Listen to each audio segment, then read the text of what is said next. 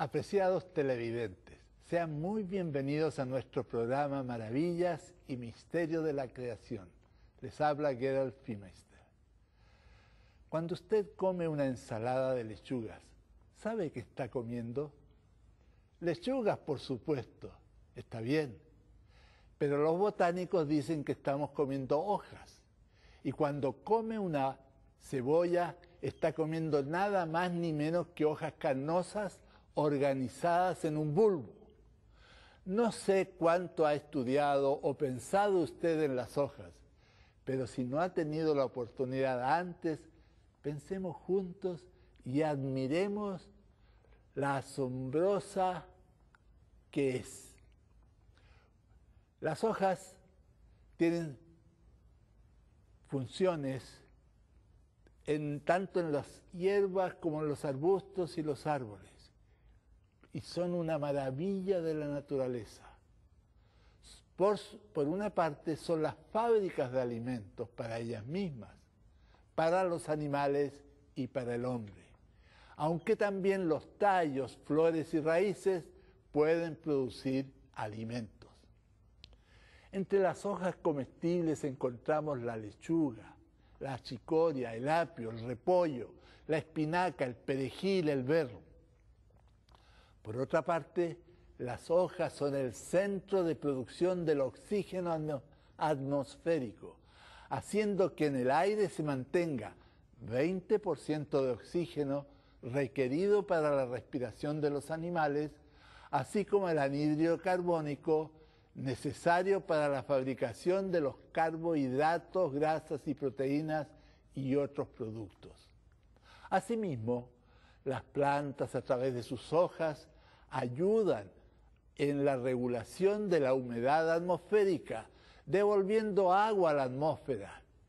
Y cuando caen en otoño, poco a poco, a través del año puede ser, se pudren, proveen de nutrientes al suelo y a muchos organismos que se alimentan de hojas en descomposición. La Biblia dice que Adán y Eva cosieron hojas cuando descubrieron que estaban desnudos. En algunos lugares tropicales los campesinos usan hojas como las de los bananos, que son grandes, para protegerse de las lluvias y sus casas. Y poseen los techos de hojas de palmeras en las casas. Las hojas son de todos tamaños. Lo normal es ver hojas de pocos centímetros de largo y unos cuantos de ancho. Sin embargo, hay hojas de varios metros de largo, como son las de los helechos, de las palmeras y de los bananeros. La planta acuática con las hojas más grandes es la Victoria amazónica, del Amazonas, por supuesto, cuyo diámetro va de 1 a 2 metros. Por otra parte, hay otras hojas que tienen apenas unos pocos milímetros, como es el caso de ciertas lentejas de agua que flotan en lagunas y charcos, aunque no se las consideran verdaderas hojas. Las hojas pueden tener formas muy variadas, pero básicamente son como láminas, como hilos o paletas. Las hojas laminares generalmente están unidas al tallo por un palito que llamamos pecíolo. Sin embargo, hay hojas como la de las acacias que tienen subdivisiones llamadas folíolos. Una verdadera hoja se conoce porque en la base del pecíolo hay una yema que va a transformarse generalmente en ramitas con hojas. Los folíolos no tienen yema en su base. Si tiene la oportunidad de observar una planta de arvejas, encontrará que además de hojas, hay unos filamentos que llamamos zarcillos. Estos no son otra cosa que hojas modificadas que a la planta le permite trepar. Sin embargo, hay zarcillos que son ramas transformadas. Hay plantas que tienen más de una forma de hojas.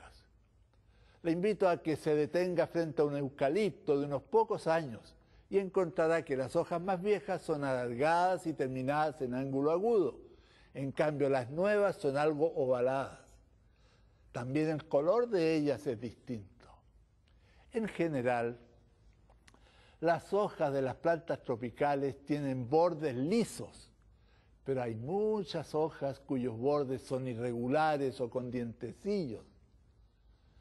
Las hojas poseen nervadura o venas, que no son otra cosa que tubitos que conducen el agua que la planta absorbe del suelo con sus raíces o los nutrientes que en las hojas se producen. No faltan en ellas unas estructuras cuyas células le dan firmeza para mantenerlas extendidas. Y desde luego tienen un tejido que contiene los cloroplastos, donde se realiza el proceso que lleva a la producción de alimentos y que nosotros llamamos fotosíntesis.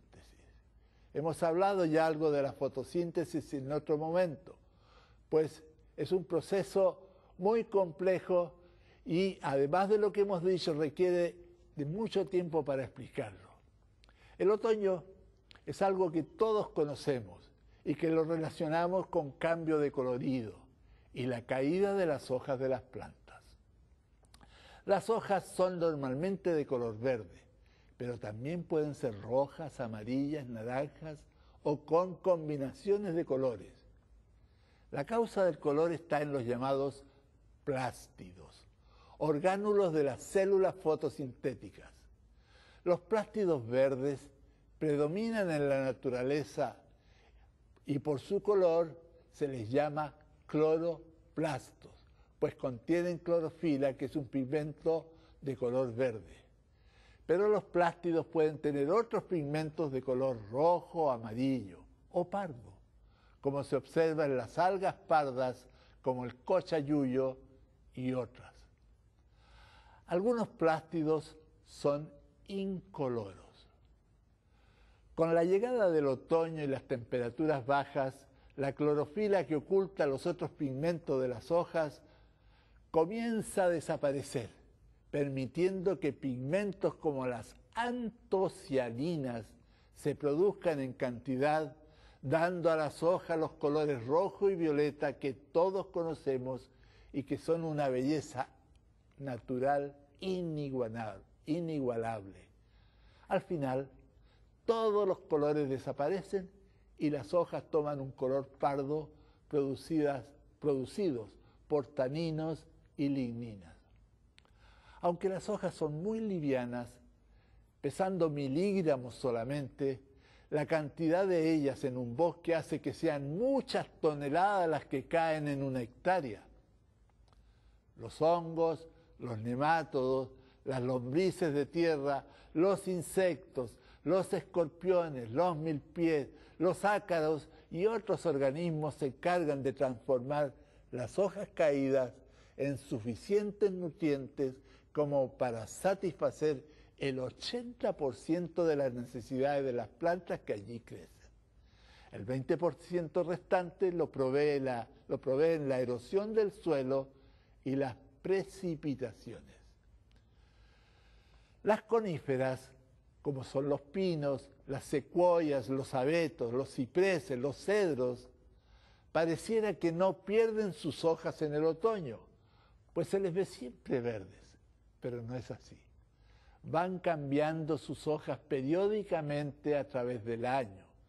La prueba está en la presencia de hojas secas de coníferas que se observan cuando usted camina en el lugar donde están plantados las coníferas, pinos, cedros y otros.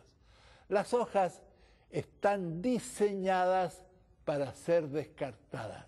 Fíjense, la caída de las hojas de las plantas es prácticamente una autoamputación y su proceso no es simple.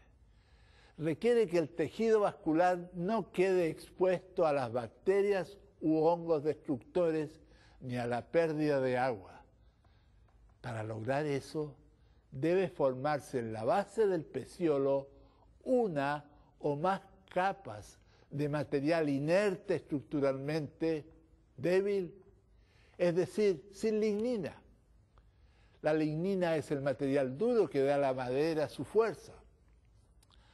A la llegada del otoño, el cemento que une las células allí se disuelve lentamente, haciendo que las hojas se separen del tallo con facilidad. Pero antes que ocurra, células vecinas taponan las perforaciones de las células conductoras para que no se pierda agua. Una vez que la separación ocurre, goma difunde en la pared celular y en los espacios intercelulares, sellando la superficie expuesta. Y noten una maravilla más. Antes que las hojas caigan, los árboles reubican en las raíces y tallos muchos de los minerales y azúcares que estaban en sus hojas. ¿Me pueden decir ustedes cómo sabe el árbol lo que debe hacer? La única respuesta que yo encuentro es que el árbol está diseñado, primero para perder las hojas cuando el frío se acerca y los días se acortan. Segundo, para eliminar primero la clorofila y luego los otros pigmentos. Tercero, para no perder sus nutrientes al enviar gran parte a las raíces, tubérculos y tallos en general, y el resto que se descomponga al caer la hoja al suelo. Para construir una base a fin de que la hoja se desprenda fácil también. Quinto, para que células vecinas en la base del pecíolo taponen las pequeñas perforaciones de las células conductores. Sexto, para producir una goma que sella las paredes y espacios intercelulares. Y esto es solamente un aspecto en las funciones y procesos de un árbol. Por el proceso de fotosíntesis, las hojas producen el alimento tanto para los animales como para el hombre. Las plantas extraen sales minerales del suelo y el resto de los nutrientes los obtienen por el proceso de la fotosíntesis. Los animales y el hombre no tienen esa capacidad y morirían sin las plantas. Las plantas almacenan los alimentos en sus raíces, los rizomas, los tallos, los bulbos, las hojas, las flores y los frutos. El hombre come raíces, como las zanahorias, los nabos, el camote o patata, la betarraga y la mandioca. Las cebollas casi no faltan en la dieta diaria. Ellas son bulbos, o sea, tallos muy cortos envueltos en hojas carnosas. Algunos tallos comestibles son los espárragos, las papas, el palmito. Flores comestibles son la alcachofa, el brócoli, la coliflor. Los pétalos de la flor del membrillo son también muy apreciados al paladar. Los frutos sobrepasan a todas las partes de una planta como fuente de alimentos, no solamente porque contienen semillas, sino también porque otras partes del ovario y la flor se desarrollan y originan frutos muy variados en formas y colores, en olores y sabores y nutrientes. Los frutos son maravillosos. Algunos tienen solo una fracción de milímetro de diámetro y pesan solamente miligramos, mientras otros miden decenas de centímetros y pesan 15 o más kilos, como es el caso de la sandía y la jaca. ¿Había pensado usted que la naturaleza le ofrece tanta variedad de alimentos hechos por ella misma, sin egoísmo, tanto en la cantidad que produce como en su diversidad? ¿Cómo se les ocurrió fabricar alimentos en las hojas por un proceso químico tan complicado que el hombre aún no conoce completamente? No encuentro otra respuesta, que tras esto hay un diseñador y ese es Dios.